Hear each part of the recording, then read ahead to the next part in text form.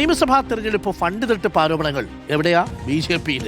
അത് ചർച്ച ചെയ്യാൻ BJP കോർ കമ്മിറ്റി യോഗം ഇന്ന് ചേരും. കോർ കമ്മിറ്റി ചേരുന്നില്ലെന്നും ആരോപണങ്ങൾ ചർച്ച ചെയ്യുന്നില്ലെന്നും ഒരു വിഭാഗം നേതാക്കൾ പരാതിപ്പെട്ടതിന് പിന്നാലെയാണ് സംസ്ഥാന അധ്യക്ഷൻ യോഗം വിളിച്ചത്. തെരഞ്ഞെടുപ്പ് ഫണ്ട് തട്ടിപ്പ് നടന്നില്ലെന്നാണ് നേതൃയോഗത്തിൽ രാജീവ് ചന്ദ്രശേഖർ വ്യക്തമാക്കിയത്. എന്നാൽ മുതിർന്ന നേതാക്കളെ ഒഴിവാക്കി നേതൃയോഗം വിളിച്ചതിൽ വലിയ വിമർശനം ഉയർന്നിരുന്നു. VS രഞ്ജിത്തുണ്ട്. VS രഞ്ജിത്ത്, ചുരുക്കത്തിൽ BJP ഫണ്ട് തട്ടിപ്പ് വിവാദം ഗൗരവത്തിലെടുക്കാൻ തന്നെയാണ് തീരുമാനിച്ചിരിക്കുന്നത്. ഇതിൽ സംസ്ഥാന നേതൃത്വം പറയുന്നത് അപ്പാടെ വിശ്വസിക്കാൻ മുതിർന്ന നേതാക്കളെ കിട്ടിയിട്ടില്ല എന്ന് വേണം മനസ്സിലാക്കാൻ. അവരുടെ സമ്മർദ്ദം ഫലം കണ്ടു എന്നാണോ മനസ്സിലാക്കേണ്ടത്? VS Ranjith, good morning.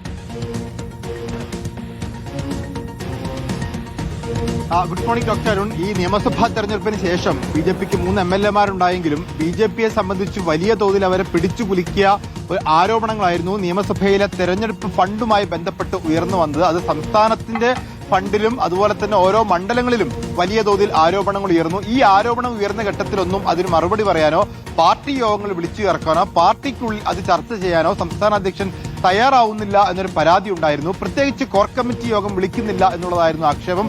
അദ്ദേഹം വെക്കേഷൻ കഴിഞ്ഞ് തിരിച്ചെത്തിയ ശേഷം പോലും കോർ കമ്മിറ്റി വിളിക്കാതെ സംസ്ഥാന നേതൃയോഗം ജനറൽ സെക്രട്ടറിമാരെയും വൈസ് പ്രസിഡന്റുമാരെയും മാത്രം വിളിച്ച് യോഗം ചേർത്തു. ആ യോഗത്തിൽ അദ്ദേഹം പറഞ്ഞ അങ്ങനെ ഒരു ഫണ്ട് തട്ടിപ്പ് നടന്നിട്ടേ ഇല്ല എന്നുള്ളതാണ്. പക്ഷേ ആ യോഗത്തിൽ മുതിർന്ന നേതാക്കളായ മുൻ അധ്യക്ഷന്മാരായ നേതാക്കന്മാരെ K. സുരേന്ദ്രനെയോ V. മുരളീധരനെയോ ഒന്നും വിളിച്ചിരുന്നില്ല. അത് കോർ കമ്മിറ്റി എല്ലാത്തോണ്ടാണ് വിളിക്കാത്തത്.